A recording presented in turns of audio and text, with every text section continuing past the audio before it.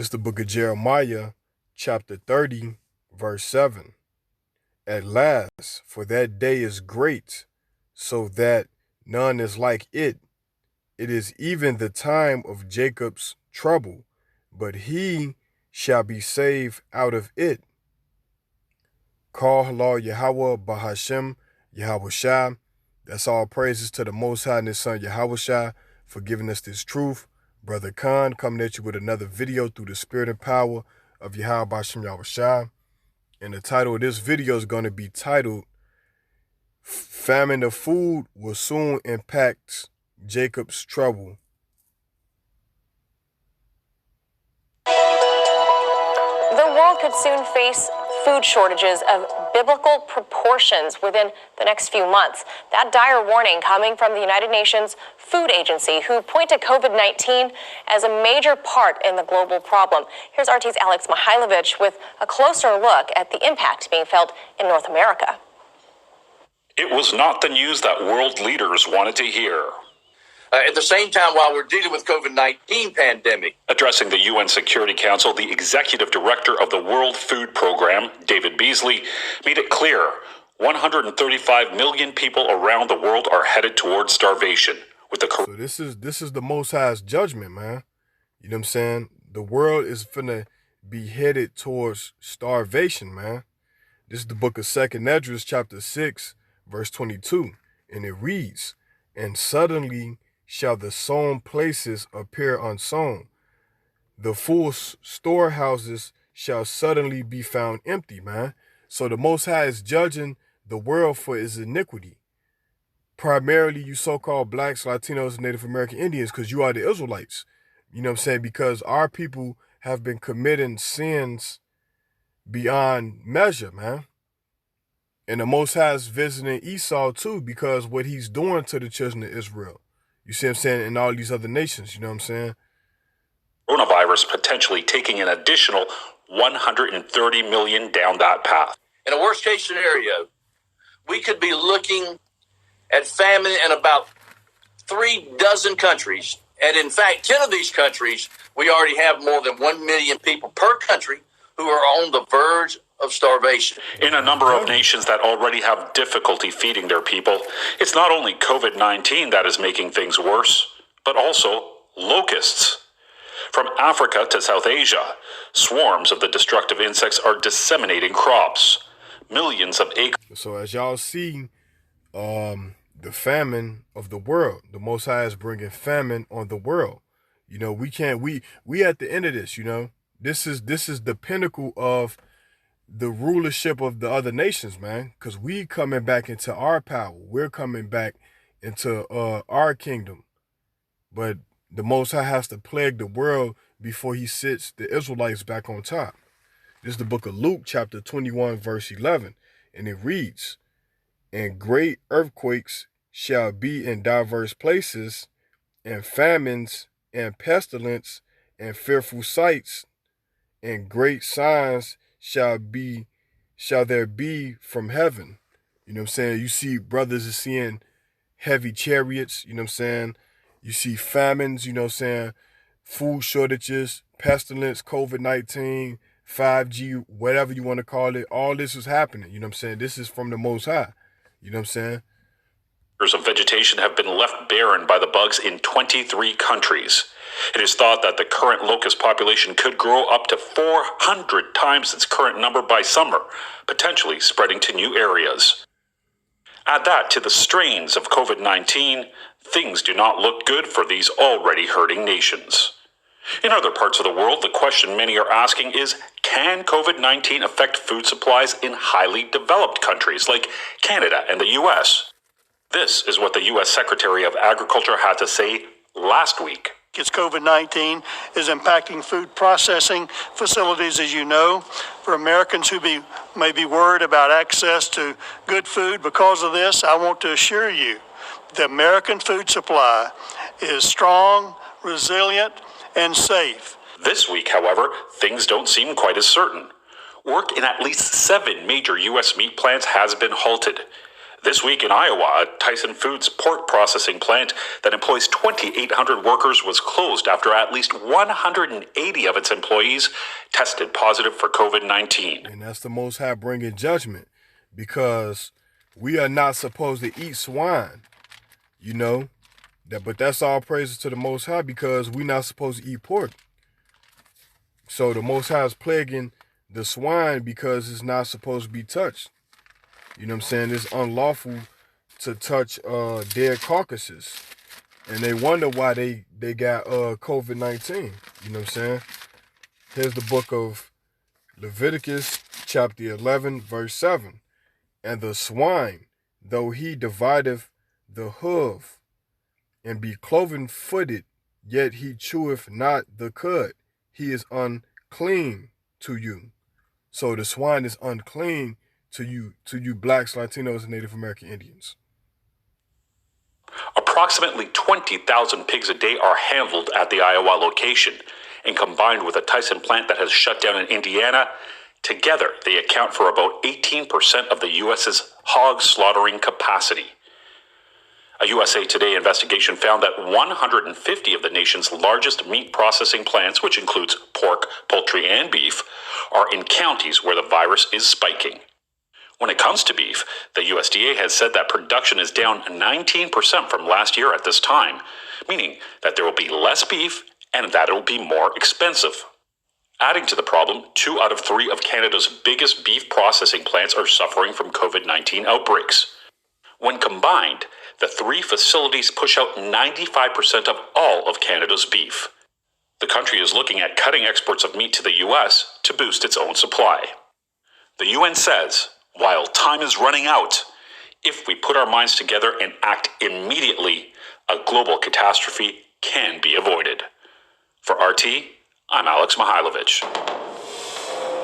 And the UN is also saying the looming hunger pandemic will bring the worst humanitarian crisis since World War II.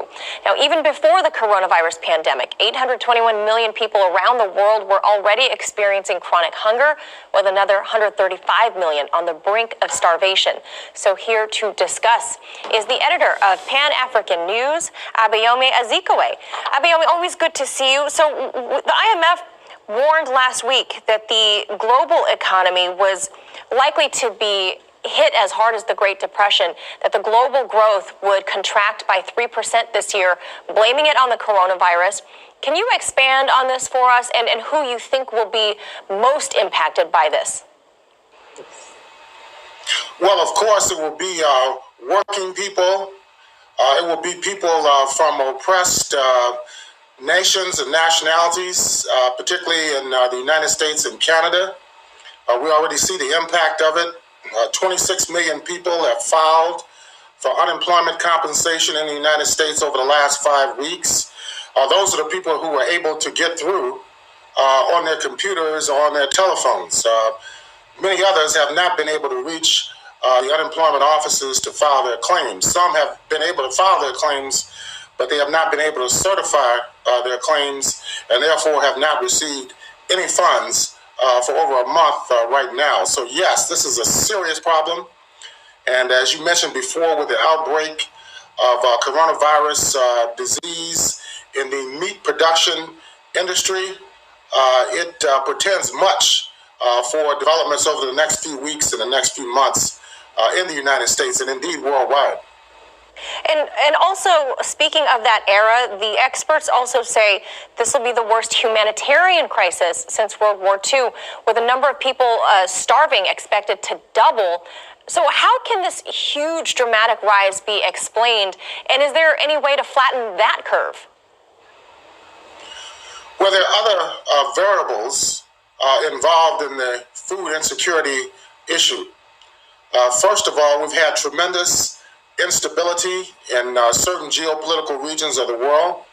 If we look at the southern Arabian Peninsula, where a lot of many scientists say the locust infestations are originating from there that have spread to North Africa and East Africa. We also have to look at the question of global warming, the impact of flooding, disproportionate rain, And then this, of course, contributes to the infestation of locusts.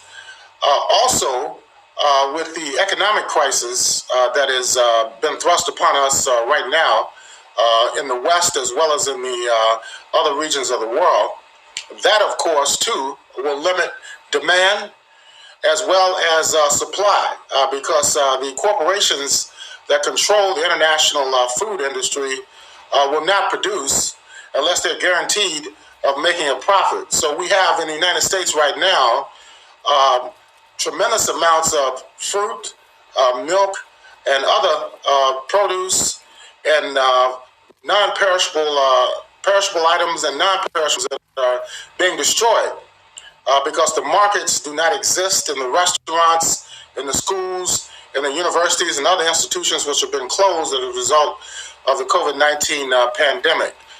So it's a real crisis of both supply and demand.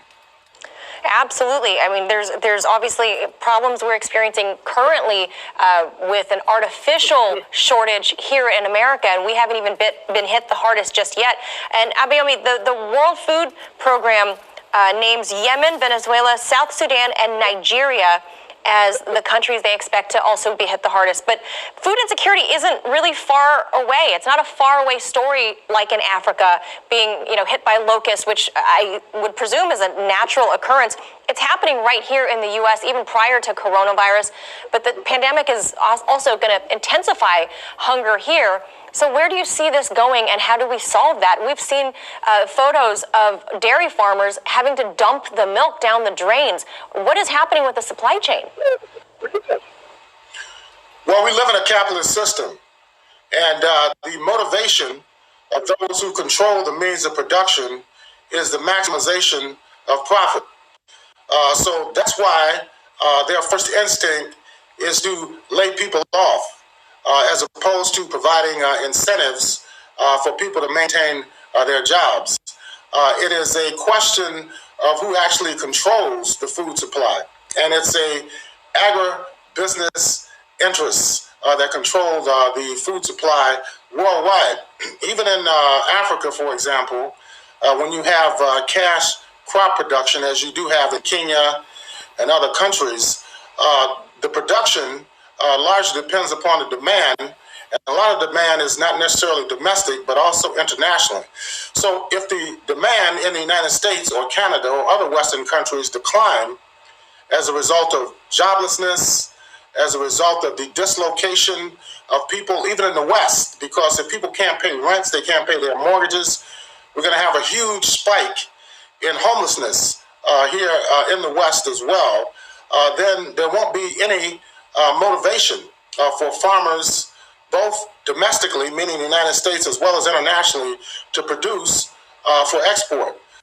It's the book Isaiah, chapter 65, verse 13, and it reads, "Therefore, thus saith the Lord Yahweh, Behold, my servants shall eat, but ye shall be hungry. Behold, my servants shall drink, but ye shall be thirsty. Behold, my servants shall rejoice, but ye shall be ashamed." One last scripture, and I'm going to close out. It's the book of Job, chapter 5, verse 19, and it reads, "He shall deliver thee in 6 troubles. Yea, in 7 there shall no evil touch thee." Verse 20, "In famine he shall redeem thee from death, and in war from the power of the sword." So you Israelites, you so-called blacks, Latinos, and Native American Indians, you shouldn't have to worry about this. But it's going to come a time with Jacob's trouble. We're going to have to be on our P's and Q's because it's getting real, you know what I'm saying? And those birth pains got to kick in before we get our kingdom. So with that, I hope this video was edifying through the spirit and power of Yahweh Shem Yahushua. With that, Shalom.